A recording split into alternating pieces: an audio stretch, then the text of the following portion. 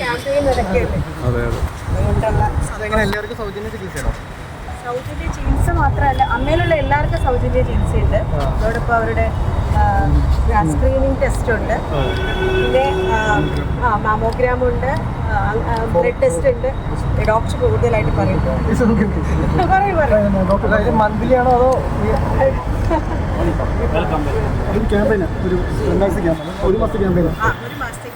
നമ്മൾ അമ്മയും medical institute ചേർന്നാണ് എറണാകുളം ചെയ്തത്. അല്ലാതെ സൃഷ്ടി ഫൗണ്ടേഷൻ പോലെ കേരള ഉണ്ട്.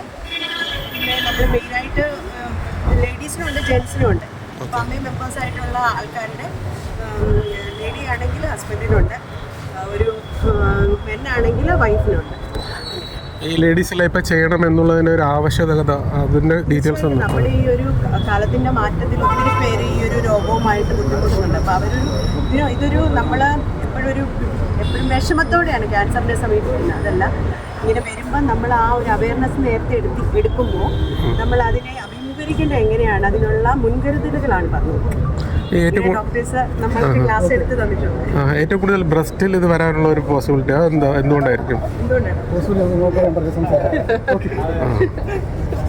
പറയാം.